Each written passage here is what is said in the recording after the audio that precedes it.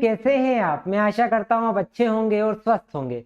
प्यारे विद्यार्थियों, इस वीडियो में हम पढ़ेंगे chapter second electric potential and capacitance के प्रीवियस ईयर के क्वेश्चंस। शुरुआत करते हैं।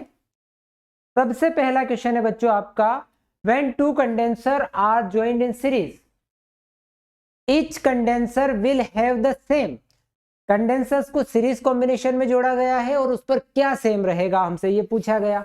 तो जब भी कंडेंसर सीरीज कॉम्बिनेशन में जोड़े जाते हैं, समझना इस बात को, जब कंडेंसर्स को आप सीरीज कॉम्बिनेशन में जोड़ते हैं, मान लो हमारे पास दो कंडेंसर है C1 और C2, आपने इनको सीरीज कॉम्बिनेशन में जोड़ा, तो उस कंडीशन में क्या सेम रहता है और क्या डिफरेंट रहता है, दोनों ही चीजें बता रहा हूं। तो डिफरेंट होगा इनके अंदर आपका पोटेंशियल। पहली चीज डिफरेंट होगा क्या, पोटेंशियल। तो पोटेंशियल सेम नहीं होता है, पोटेंशियल डिफरेंट होगा। आपसे एक प्रश्न और पूछ रहा हूं मैं इससे हटके, क्या पोटेंशियल भी सेम हो सकता है? तो हाँ, बिल्कुल हो सकता है, पर उस परिस्थिति में जब क्या हो, दोनों ही कैपेसिटर की कैपेसिटी क्या हो, सेम हो। तो एवरी कैपेसिटर पर पोटेंशियल आर सेम। अब देखो बच्चों, तो पोटेंशियल सेम रहेगा और एक और चीज है, वो है आपका चार्ज। तो चार्ज जो है वो क्या होगा, सेम रहेगा। तो सीरीज कॉम्बिनेशन में आपका चार्ज सेम रहता है और पोटेंशियल डिफरेंट होता है, और पोटेंशियल सेम भी हो सकता है बट उस कंडीशन में जब एवरी कैपेसिटर की कैपेसिटी क्या हो, सेम हो। इसी टाइप से अगर आपसे पैरेलल के लिए पूछा जाए, तो पैरेलल में पोटेंशियल सेम होता है और चार्ज आपका डिफरेंट होता है। वहां पर भी यही कंडीशन, चार्ज सेम हो सकता है क्या? तो हाँ, बिल्कुल हो सकता है, पर कैपेसिटर की कैपेसिटी क्या होना चाहिए, सेम होना चाहिए। देखते हैं अगले प्रश्न पर। अगला प्रश्न है, SI unit of electric capacity, state farad, farad coulomb, state coulomb. तो बच्चों इसकी जो एसआई यूनिट होती है वो होती है फेरड। ये जो स्टेट फेरड है ये इसकी सीजीएस यूनिट है, कैपेसिटी की सीजीएस यूनिट होती है स्टेट फेरड। कूलम तो आप लोग जानते ही हैं, कूलम चार्ज की यूनिट है और स्टेट कूलम जो है चार्ज की सीजीएस यूनिट है। ठीक बच्चों, इसके अलावा भी कोई यूनिट हो सकती है? तो हाँ, बिल्कुल हो सकती है, C is equal to Q by V। तो चार्ज की कूलम और पोटेंशियल की वोल्ट, तो कूलम पर volt. SI unit of electrical capacity, ये 2012 और 2021 में पूछा हुआ क्वेश्चन है। ठीक है, एसआई यूनिट होती है फेरेड, सीजीएस यूनिट होती है स्टेट फेरेड, डिराइव्ड यूनिट होती है कूलम पर वोल्ट। नेक्स्ट क्वेश्चन में आते हैं बच्चों, the capacity for spherical conductor is, ये 2013 में पूछा हुआ क्वेश्चन है, बहुत ज्यादा अच्छा प्रश्न है। देखो, आपको मैं इसको डिराइव करने के हिसाब से भी बता देता हूं कि बच्चों आपसे कहा गया कैपेसिटी, तो कैपेसिटी का formula C is equal to Q by V होता है। अब हमारे पास जो कंडक्टर है वो कौन सा है, स्फेरिकल कंडक्टर है। स्फेरिकल कंडक्टर के लिए जो पोटेंशियल होगा, R रेडियस का स्फेयर मान ले, तो स्फेरिकल कंडक्टर का जो पोटेंशियल होगा वो होगा 1/4 pi epsilon naught Q by R volt. ठीक, अब इस V की वैल्यू को आप यहां पुट कर दो, तो Q अपॉन V की जगह पे क्या हो गया, 1/4 pi epsilon naught Q by R से R कैंसल, ये हो गया आपका 4 पाई एप्सिलॉन नॉट R। तो कैपेसिटी होती है स्फेरिकल कंडक्टर की, वो होती है C is equal to 4 pi epsilon naught R। बच्चा इससे एक चीज और सीखने को मिलती है, जो स्फेरिकल कंडक्टर की जो कैपेसिटी होती है वो रेडियस के प्रोपोर्शनल होती है। जैसे जैसे आपकी रेडियस बढ़ेगी कैपेसिटी भी आपकी बढ़ती जाएगी। नेक्स्ट क्वेश्चन में आते हैं। क्वेश्चन है, the angle between electric lines of force and equi potential surfaces, ये 2014 में पूछा हुआ क्वेश्चन है। तो हमें ये पता है कि इक्वी पोटेंशियल सरफेस ऐसा सरफेस होता है जिसके एवरी पॉइंट पर पोटेंशियल सेम होता है। तो इसके एवरी पॉइंट पर पोटेंशियल सेम है। मान के चलो कि ये पॉजिटिव पोटेंशियल है इसके ऊपर। अब अगर मैं पॉजिटिव पोटेंशियल के लिए इलेक्ट्रिक फील्ड लाइंस खींचूं तो कैसे जाएगी, इस तरह से जाएगी आउटसाइड, ऐसे जाएगी, ऐसे जाएगी। आप देखो, जो इक्वी पोटेंशियल सरफेस वो इलेक्ट्रिक फील्ड लाइंस के साथ कितना एंगल बना रहा है, तो 90 डिग्री का एंगल बना रहा है। तो हमारा आंसर हो गया कितना, 90 डिग्री। ठीक, अगले प्रश्न पर आते हैं बेटा। क्वेश्चन है आपका, the radius of spherical conductor, the radius of spherical conductor of 1 microfarad capacitance will be. हमें 1 माइक्रोफेरेड कैपेसिटेंस दिया हुआ है। कंडक्टर की कैपेसिटी हमारे पास है 1 माइक्रोफेरेड। माइक्रो को आप बदलेंगे 10⁻⁻6 फेरेड। बच्चा क्या निकालना, radius of spherical conductor, R आपको फाइंड करना है। अब स्फेरिकल कंडक्टर के लिए एक क्वेश्चन आया था और उस समय मैंने उसको डिराइव भी करवा दिया था, क्या था, C = 4πε0r। स्फेरिकल कंडक्टर की जो कैपेसिटी का फॉर्मूला है C = 4πε0r है। हमें क्या चाहिए बच्चा, R चाहिए, तो R क्या हो जाएगा, C/4πε, और 1/4πε0 की वैल्यू क्या होती है बच्चों, तो 9 × 10⁹। अब C की वैल्यू क्या है, तो 10⁻⁻6 है बच्चा, तो 9 × 10⁻⁹ क्या हो गया, 10⁻3। ये आ गया मीटर में। क्या इस टाइप का कोई ऑप्शन है, तो ऑप्शन सारे किलोमीटर में, तो इसको किलोमीटर में बदलेंगे तो क्या हो जाएगा, ये 9 किलोमीटर। ठीक है, तो ये आ गया 9 kilometre.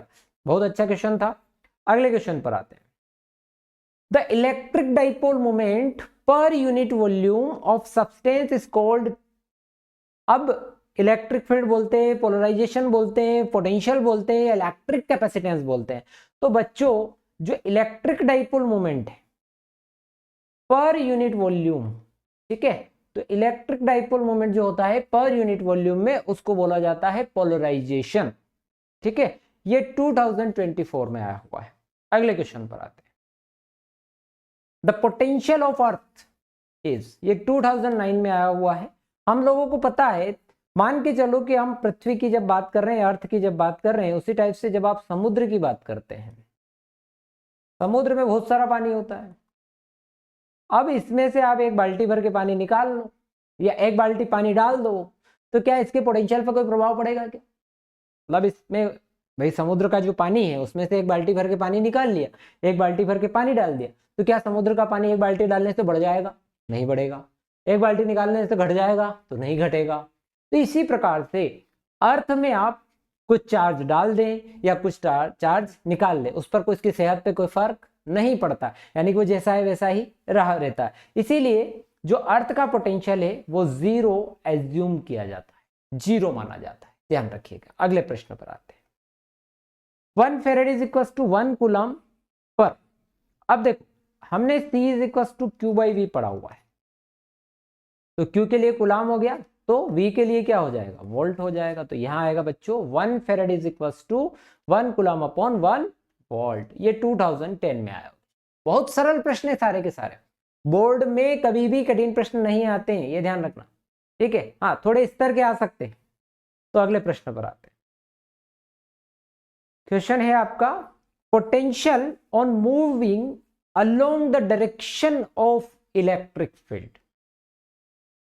A potential on moving along the direction of electric field. आप इलेक्ट्रिक फील्ड की डायरेक्शन में अगर चल रहे हैं, है ना, मान लो कि यहाँ +Q चार्ज है, इस चार्ज इलेक्ट्रिक फील्ड का डायरेक्शन +Q चार्ज के लिए मान लो ये आउटसाइड है, इस तरह से। ठीक, अब potential on moving along the direction of electric field, अब यहां से आप दूर जा रहे हैं, ठीक है, अब आप मान लो यहां आ गए, अब आप चार्ज से जितनी ज्यादा डिस्टेंस पर होंगे पोटेंशियल कम होते जाएगा, जैसे जैसे चार्ज से दूर जाते हैं पोटेंशियल कम। तो आप जा रहे हैं इसके अलोंग दूर, तो आपका यहाँ पोटेंशियल क्या होगा बेटा, डिक्रीज। ठीक है, पोटेंशियल हो जाएगा हमारा डिक्रीज। अगले प्रश्न पर आते हैं। On increasing the area of conductor its capacity. ठीक है, on increasing the area of conductor its capacity. देखो अगर हम एरिया बढ़ा देते हैं, समझना इस बात का, किसी भी कंडक्टर का अगर आप एरिया इंक्रीज करेंगे तो उसका जो पोटेंशियल है, एरिया हमने इंक्रीज किया तो उससे पोटेंशियल आपका डिक्रीज हो जाएगा। और जब पोटेंशियल डिक्रीज हो जाता है तो C = Q/V से हमें पता है कि पोटेंशियल अगर डिक्रीज होता है तो कैपेसिटी आपकी क्या हो जाती है, इंक्रीज हो जाती है। तो ठीक, on increasing the area of conductor तो इस कैपेसिटी इंक्रीज। ठीक, नेक्स्ट क्वेश्चन पर electron moves from low potential to high. ये 2024 में ट्रू फॉल्स में आया। तो electron moves from low potential to high potential. देखो मैं थोड़ी सी कहानी आप लोगों को बता दूं कि मान लो ये पॉजिटिव है और ये आपका अनचार्ज्ड, ठीक, यहाँ है ये नेगेटिव है और ये भी आपका अनचार्ज्ड, एक नेगेटिव है एक पॉजिटिव, ठीक है। जब हमारे पास एक पॉजिटिव कंडक्टर को आप अनचार्ज कंडक्टर से जोड़ते हैं तो इलेक्ट्रॉन का डायरेक्शन ऐसे होता है। जब आप एक नेगेटिव को अनचार्ज से जोड़ेंगे तो इलेक्ट्रॉन का डायरेक्शन नेगेटिव टू अनचार्ज की होगा। जब एक पॉजिटिव और एक नेगेटिव को जोड़ेंगे तो नेगेटिव से पॉजिटिव की तरफ जाएंगे। ये तो हो गई इलेक्ट्रॉन की डायरेक्शन। जब आप नेगेटिव की बात कर रहे हैं तो इलेक्ट्रॉन को हम बोले, इसके पोटेंशियल को हमने मान लिया लो और ये पॉजिटिव वाले को बोला जाता है हाई पोटेंशियल। अब इलेक्ट्रॉन जो है, इलेक्ट्रॉन जो जाते हैं लो पोटेंशियल से हाई पोटेंशियल की, और प्रोटॉन जो जाते हैं वो हाई पोटेंशियल से लो पोटेंशियल की ओर। तो इसमें क्या कहा, electron move from low potential to high potential, तो ट्रू है, ठीक। नेक्स्ट क्वेश्चन पर आते हैं। What is the effect of insulated medium on the potential? Potential पर इंसुलेटेड मीडियम का क्या प्रभाव पड़ता है? हमने पोटेंशियल के लिए जो फॉर्मूला है 1 पॉइंट चार्ज के लिए ये पड़ा हुआ है, ठीक? यानी कि आप इसे, ये मीडियम है, आप इसे किसी भी मीडियम में रखेंगे तो हमने ये पढ़ा है कि किसी भी मीडियम में k की वैल्यू जो होती है ऑलवेज ग्रेटर देन 1 होती है, और इंसुलेटेड मीडियम में भी एक से ज्यादा होगी। एक से ज्यादा होगी मीडियम में रखने पर k की वैल्यू बढ़ जाती है, k की वैल्यू बढ़ जाएगी तो v की वैल्यू क्या हो जाएगी, कम हो जाएगी, डिक्रीज हो जाएगी।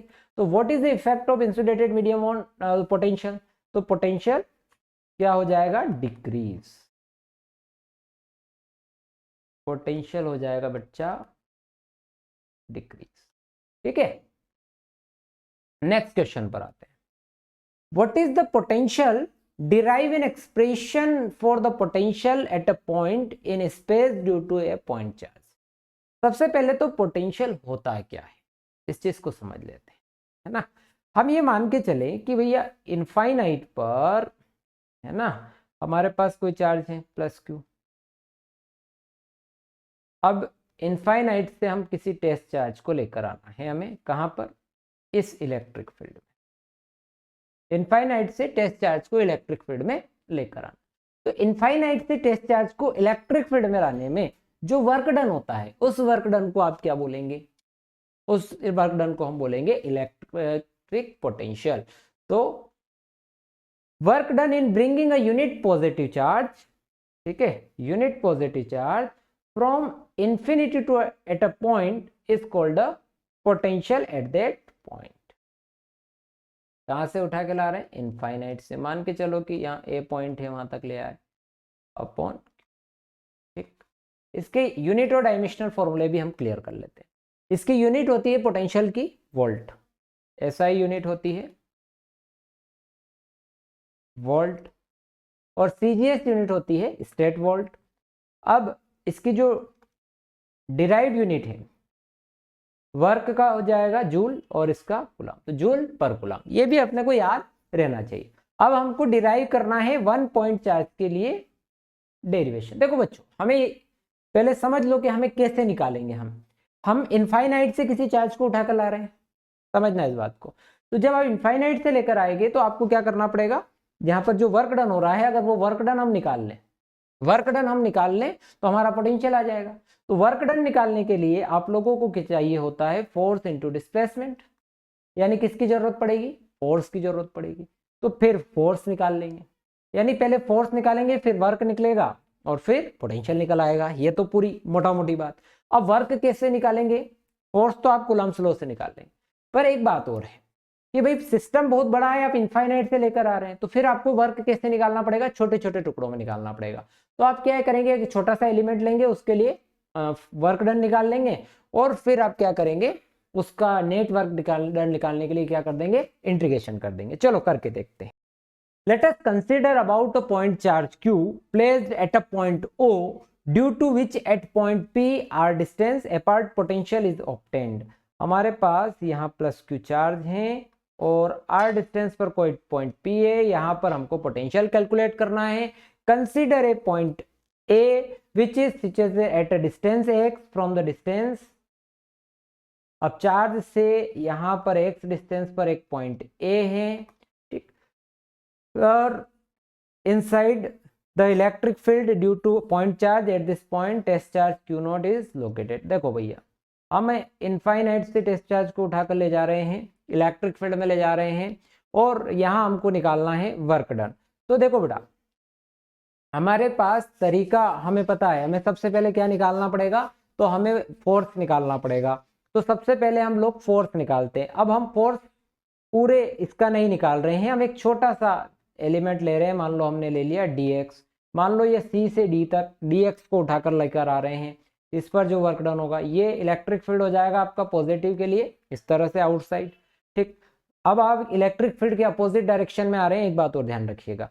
तो अब हमारे पास हो गया बेटा the force acting on a test charge. तो फोर्स का फार्मूला कूलम्ब्स लॉ से 1/4 pi epsilon naught q naught by x square, ठीक। ये आ गया हमारे पास फोर्स। अब फोर्स आ गया, तो इस C से D तक आने में जो स्मॉल वर्क डन हुआ है पहले वो निकाल लेते हैं। तो work done against the force of repulsive to charge Q naught by small distance dx will be. तो जो वर्क डन है, वर्क हो जाएगा dw is equal to f dx, यानी कि आप अगेंस्ट चल रहे हैं, किसके, इलेक्ट्रिक फील्ड के अगेंस्ट चल रहे हैं डिस्प्लेसमेंट आपका, तो ये हो जाएगा आपका 180 यानी कि माइनस f dx। ये आ गया dw। f की वैल्यू हमारे पास आई थी 1/4 pi epsilon naught q naught by x square dx। ये बच्चों आपका स्मॉल वर्क डन आ गया। अब हमें चाहिए net work done. Net work done तो आप इसका क्या कर देंगे, इंटीग्रेट कर देंगे। तो इंटीग्रेशन कर देते हैं बेटा dw। अब कहां से उठा के ला रहे हैं, फाइनली आप इसे इनफाइनाइट से कहां तक लेके जाओगे, तो आर पर निकालना है हमको, इनफाइनाइट टू आर, ठीक है बेटा। अब यहां देखो, ये जो है q naught by 4 pi epsilon naught, ये सब क्या है, कांस्टेंट है। तो इस सब को अपन क्या कर देते हैं, इंटीग्रेशन से बाहर। तो minus q naught by 4 pi epsilon naught 1/x square dx, ये बाहर आ गया। और dw का इंटीग्रेशन हो गया w। आगे बढ़ते हैं, और w इज इक्वल्स टू जो आया हमारे पास minus q naught by 4 pi epsilon naught infinite to r 1/x square dx, ठीक है। अब इस क्यूब बाई 1/x स्क्वायर है, इसको आप क्या लिख सकते हो, तो इसको बच्चों हम लिख सकते हैं x इनवर्स 2dx, ठीक। अब x की पावर n का फॉर्मूला हो जाएगा x की पावर n+1 अपॉन n+1। तो minus q naught by 4 pi epsilon naught, ये हो जाएगा x -2+1 -2 infinite to r, minus q naught by 4 pi epsilon naught, ये हो गया x inverse by -1 minus minus plus. तो q naught by 4 pi epsilon naught, ये हो जाएगा आपका 1/x infinite to r। Rule है अपर लिमिट माइनस लोअर, तो 1/r 1/इनफाइनाइट, 1/इनफाइनाइट मतलब 0, ये आ गया। अब आ गया हमारे पास w is equals to 1/4 pi epsilon naught q naught by r, ये आ गया, ठीक है। अब वर्क निकल आया हमारे पास, हमें क्या निकालना, इलेक्ट्रिक पोटेंशियल। तो बेटा इलेक्ट्रिक पोटेंशियल का formula V is equal to W by q naught. W की जगह रख दिया हमने 1/4 pi epsilon naught q naught by R by q naught, cancel कर देंगे 1/4 pi epsilon naught q by R।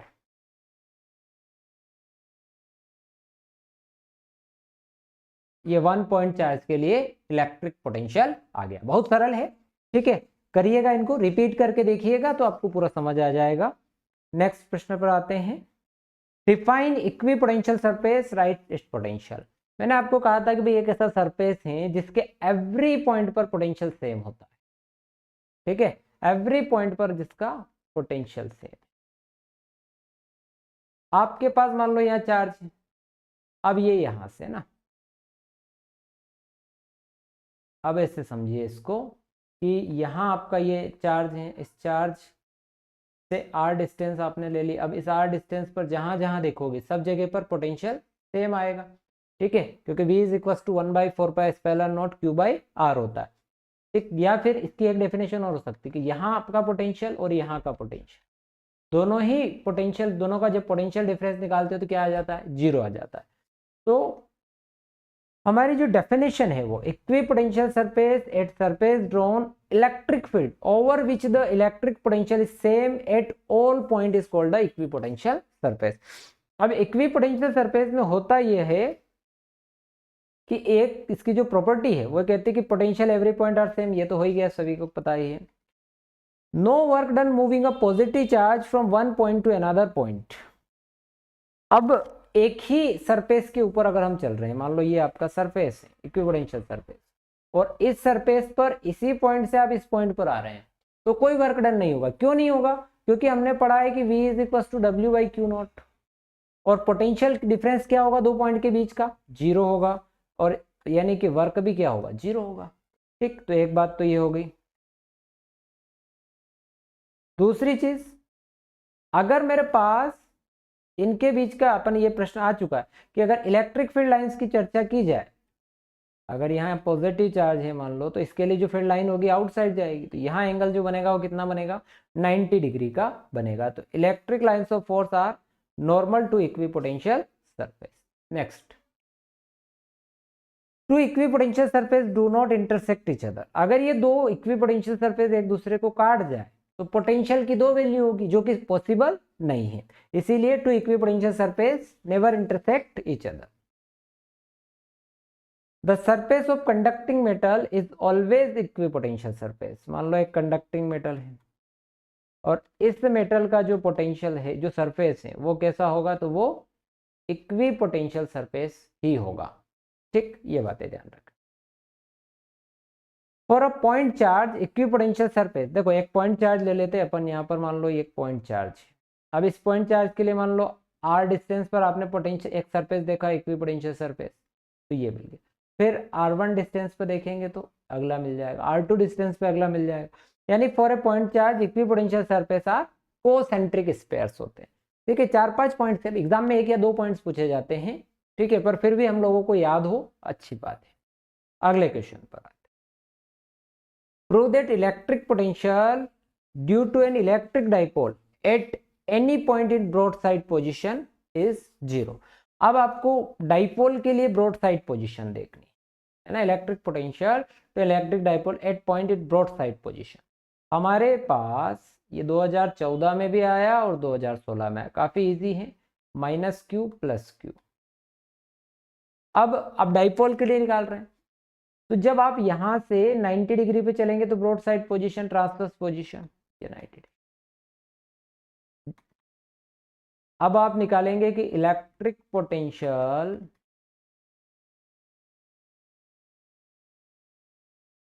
Due to +q charge.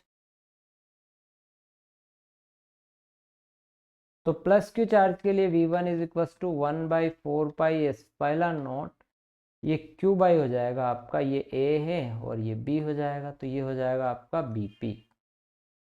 अब वही Pythagoras theorem, तो q बाई √, देखो ये r डिस्टेंस है और ये 12 होती है, हम लोगों ने पढ़ी हुई है, तो ये l और ये l, √r² प्लस l, तो √ हो गया r² प्लस l। फिर इसी टाइप से electric potential due to -q charge, तो -q चार्ज के लिए v2 इज इक्वल टू 1/4πε0। अब देखो इसमें ध्यान रखना कि पोटेंशियल स्केलर क्वांटिटी, तो आप पॉजिटिव के लिए पॉजिटिव लेना, नेगेटिव के लिए नेगेटिव लेना, क्योंकि हम यहाँ डायरेक्शन रिप्रेजेंट नहीं करते अलग। ये डायरेक्ट कर दिया अपन ने, AP लिखे और फिर ये लिखे, तो इससे कोई मतलब नहीं है। तो ये हो गया V1 और ये हो गया आपका V2। अब आपको नेट पोटेंशियल चाहिए, तो नेट चाहिए तो आप दोनों को ऐड कर देंगे। तो जब दोनों को ऐड कर देंगे, ये माइनस हो जाएगा, plus minus minus √r² plus l, इससे ये कैंसर। तो पोटेंशियल हम लोगों ने क्या कर दिया बेटा, 0 प्रूव कर दिया। बहुत ज़्यादा इजी है, आपको कोई ज़्यादा दिमाग लगाने की ज़रूरत नहीं है इसको, और आता भी है। ठीक है, ऐसे क्वेश्चन आ जाते हैं। What is meant by capacity of conductor. हमने एक फैक्टर अफेक्टिंग पढ़ा है कि भाई जो चार्ज होता है वो पोटेंशियल के डायरेक्टली प्रोपोर्शनल होता है। इस प्रोपोर्शनल के साइन को आप रिमूव कर दें, यहाँ आ जाएगा C, और C जो होता है C = Q/V। अगर मैं ये मान के चलूँ कि किसी को मैंने Q चार्ज दिया और Q चार्ज देने से उसके पोटेंशियल में V इंक्रीमेंट हुआ, तो वो उसकी कैपेसिटी होगी C। ठीक, तो कैपेसिटी की जो डेफिनेशन है, अगर इस चार्ज को, इस पोटेंशियल को क्या मान के चले, यूनिट, तो जो कैपेसिटी होगी वो किसके इक्वल होगी, जो गिवन चार्ज है उसके इक्वल होगी। तो the capacity of conductor is numerically equal to charge required to raise the potential by unit. ठीक, इसकी जो SI यूनिट है वो फेरेड है, CGS यूनिट स्टेट फेरेड है, आप निकाल सकते हैं। ठीक, अब what factor affect it capacity of conductor and how.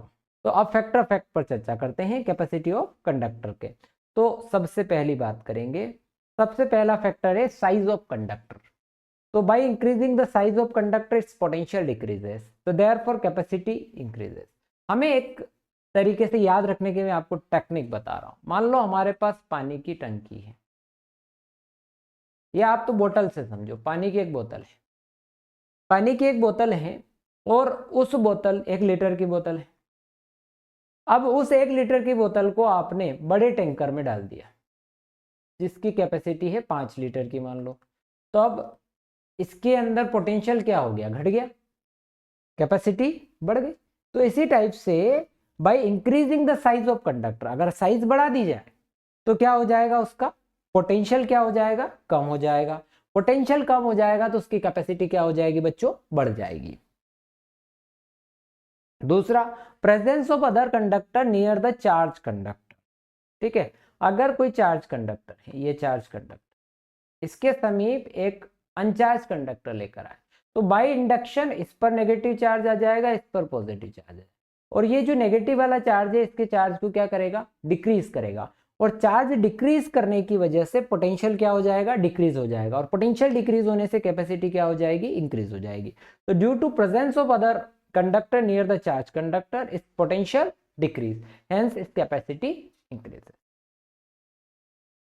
The medium of surrounding conductor, so due to presence of any medium of dielectric constant K around the conductor, its capacity becomes K time.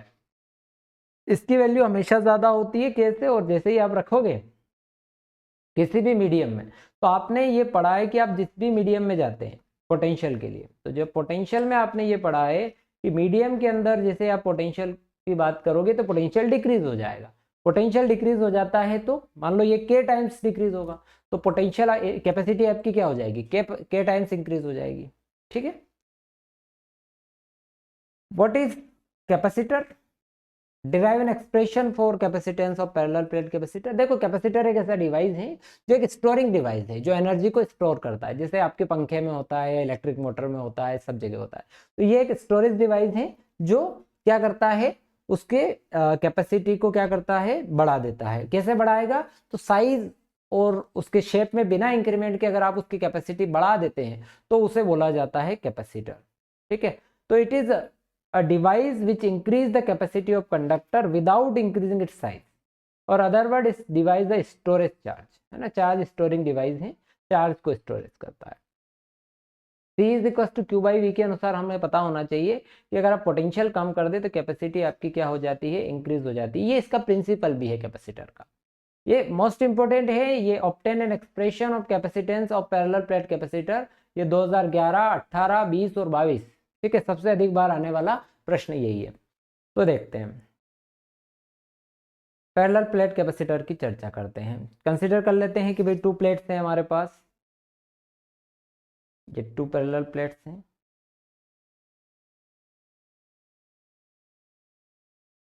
ठीक, और इस पर जो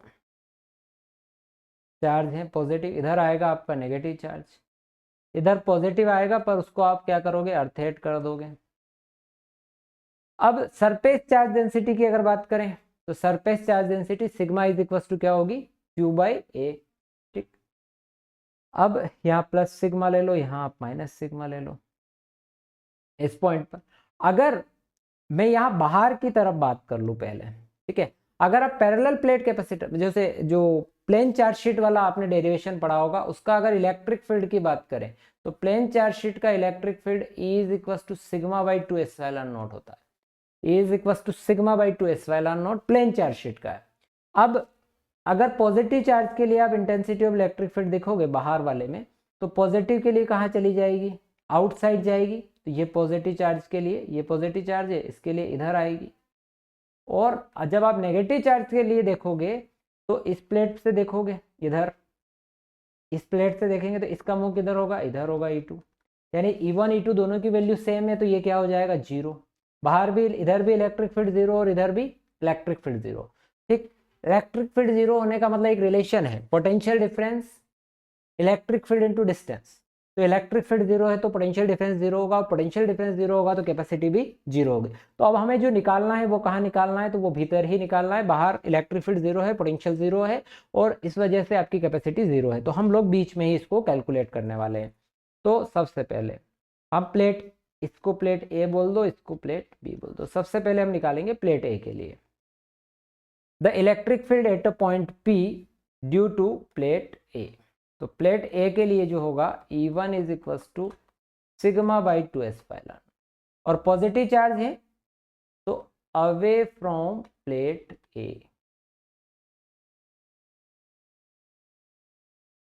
इसी type से negative के लिए भी निकाल लेते हैं। तो इसके लिए हो जाएगा E2 is equal to sigma by 2 epsilon naught. क्योंकि अब आप कहाँ बैठे हो, आप बैठे हो यहाँ पर, ये नेगेटिव चार्ज है। अब आपकी जो डायरेक्शन है, जैसे कि E1 के लिए आपकी किधर हो गई थी, पॉजिटिव से इधर। E2 के लिए देखेंगे तो भी आप किधर जाएंगे, टुवर्ड्स द नेगेटिव। तो आपका ये E2 हो गया, दोनों की डायरेक्शन सेम है, ध्यान रखिएगा। तो इसमें अपन कर देते हैं टुवर्ड्स प्लेट P। ठीक, अब नेट इलेक्ट्रिक फील्ड निकाल लेते हैं, है ना, कि भाई दोनों का रिजल्टेंट इलेक्ट्रिक फील्ड क्या हो रहा है। तो रिजल्टेंट निकालेंगे तो दोनों को क्या कर देंगे, ऐड कर देंगे। तो E is equal to E1 plus E2, तो sigma by 2 epsilon naught plus sigma by 2 epsilon, तो 2 sigma upon 2 epsilon naught sigma by epsilon, ये आ गया आपका इलेक्ट्रिक फील्ड। अब पोटेंशियल डिफरेंस हम निकाल लेते हैं। तो वो क्या होता है, तो इन दोनों प्लेट्स के बीच की जो डिस्टेंस है बच्चों वो D है, आप D मान के चलेंगे इन दोनों के बीच की। तो इलेक्ट्रिक फील्ड इनटू क्या हो जाएगा आपका potential difference, sorry distance between the plate जो हमारे पास D है।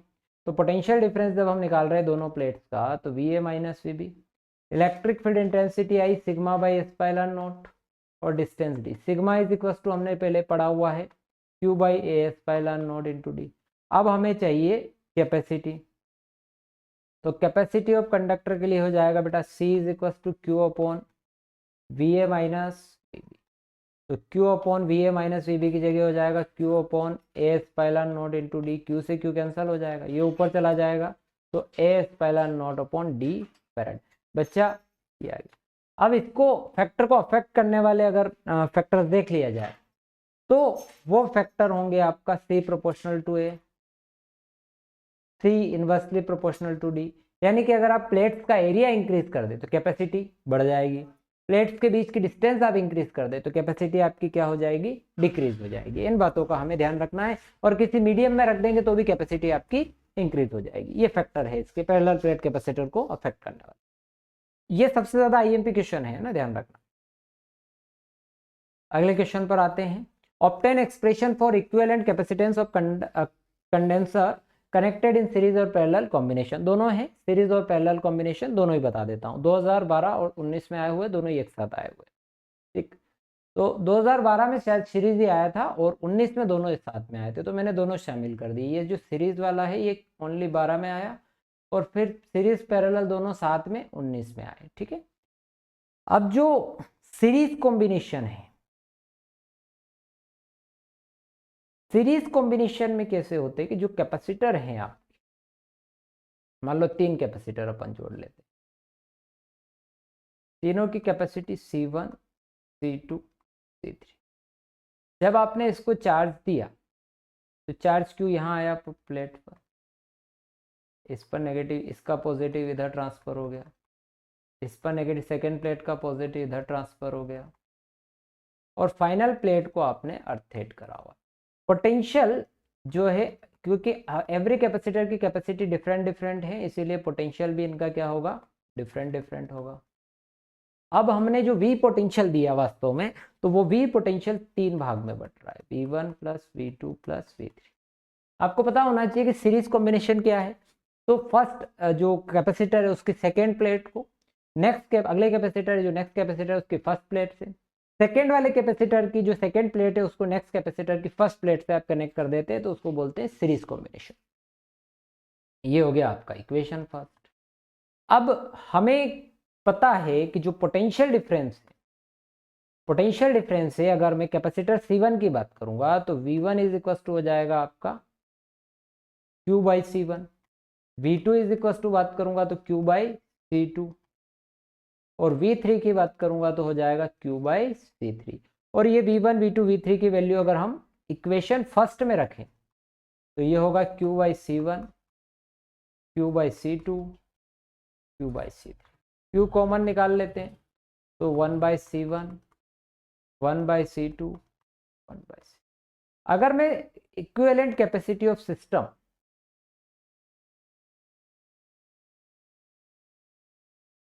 कैपेसिटी ऑफ सर्किट है ना, अगर पूरे की अपन C कैपेसिटी माने तो V इज इक्वल टू क्या हो जाएगा, Q बाई C हो जाएगा। इसको सेकेंड इक्वेशन और इसको थर्ड इक्वेशन, तो from equation second and third तो क्या हो जाएगा, Q बाई C इसकी जगह पे आ जाएगा। तो Q 1 by C 1 by C1 1 by C2 और 1 बाई C3। Q से Q कैंसल तो क्या आया, 1 by C is equal to 1 by C1 1 by C2 plus 1 by C3। ये आ गया बच्चों हमारी कैपेसिटी का फॉर्मूला।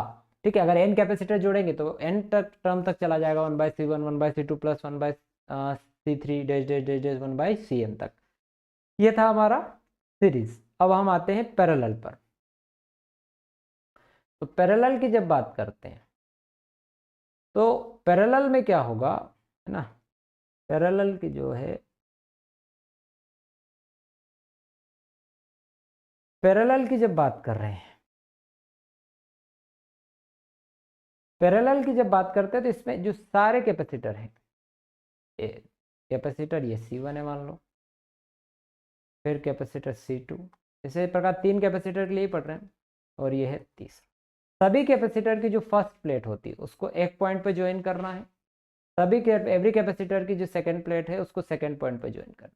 यहाँ पर लिया चार्ज Q, ये 3 पार्ट्स में डिवाइड हो जाएगा, Q1 Q2 Q3।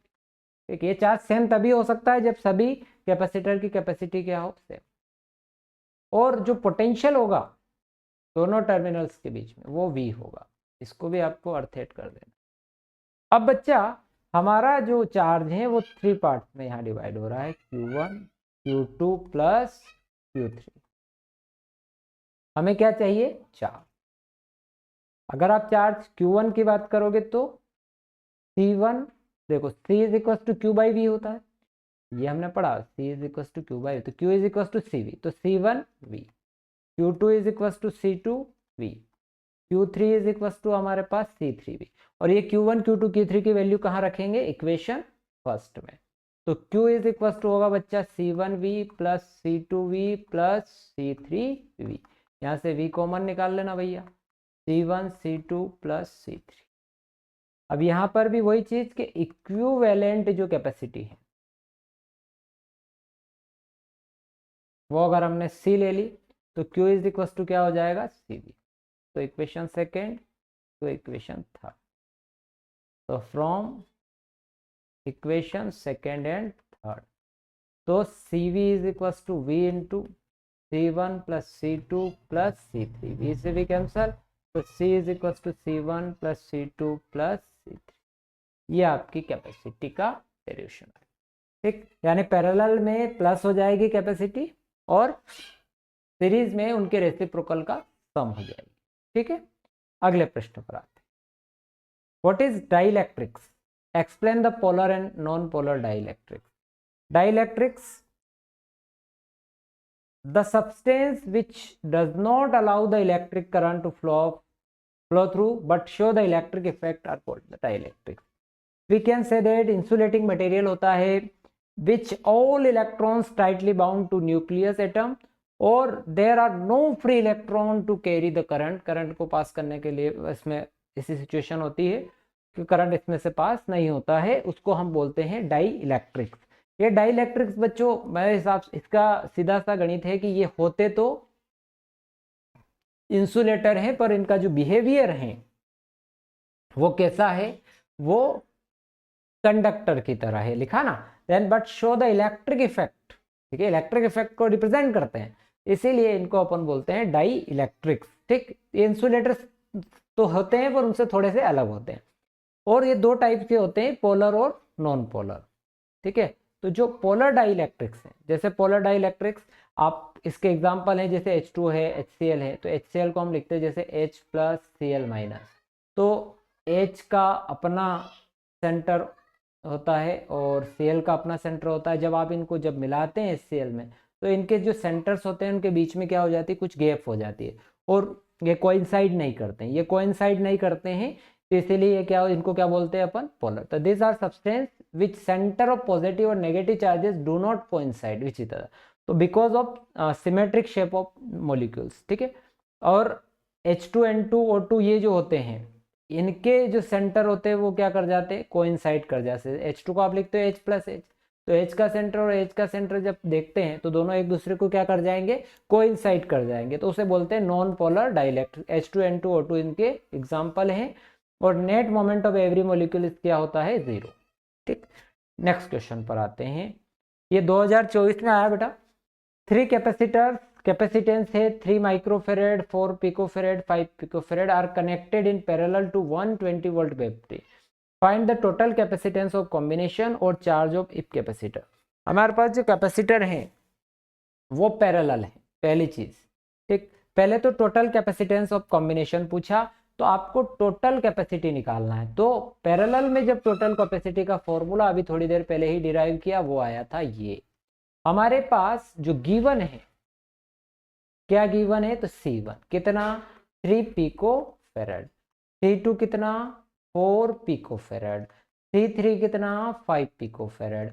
अगर मैं इन सब का सम कर लूं तो क्या आएगा, 3 प्लस 4 प्लस 5, तो 7 और 5 12 पिकोफेरेड। ये पहले क्वेश्चन का आंसर आ गया। फिर पूछा चार्ज ऑन ईच कैपेसिटर, तो चार्ज निकालना है, तो अब हम एक एक के लिए निकालेंगे। तो चार्ज ऑन फर्स्ट कैपेसिटर,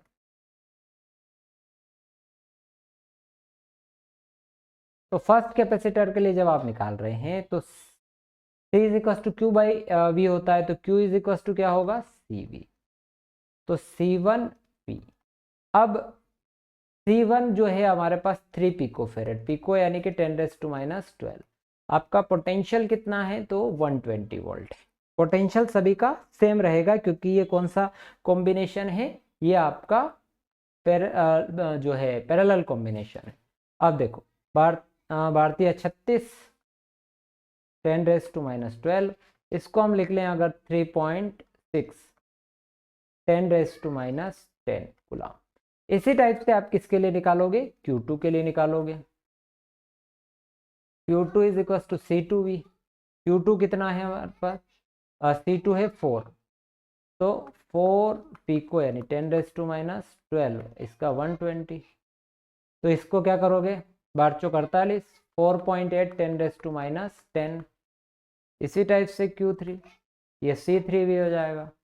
अब इसका आप देखोगे तो 5 पिकोफेरेड है, तो 5 × 10⁻12 इंटू 120, तो 6 इंटू 10⁻⁻10 आ जाएगा कूलाम। तो ये बच्चों हमने निकाला। पूरे इस वीडियो में मैंने फिर बता रहा हूं कि वो क्वेश्चंस मैंने रिमूव कर दिए हैं जो कि पहले परीक्षाओं में आए हुए हैं और उनका जो सिलेबस में नहीं है तो उनको इससे हटा दिया गया है। दूसरी, सारे आईएमपी प्रश्न इसमें शामिल किए गए। कुछ बच्चों के प्रश्न ये है कि सर इसमें से कितने प्रतिशत आ जाएगा, तो बच्चों आने को तो पूरा भी आ सकता है, पर आपको आपकी किताब का बाकी पोर्शन भी पढ़ना है, केवल इसके भरोसे नहीं रहना। हाँ, ये विद्यार्थियों को पास भी करवाएगा और अच्छे अंक में मदद भी करेगा, पर पूरी तरह इस पर डिपेंड नहीं रहना है। Thank you very much. मिलते हैं नेक्स्ट वीडियो में। अगर आपको वीडियो पसंद आया हो तो चैनल को सब्सक्राइब कर लेना और अपने दोस्तों के साथ शेयर करना मत भूलना। मिलते हैं नेक्स्ट वीडियो में।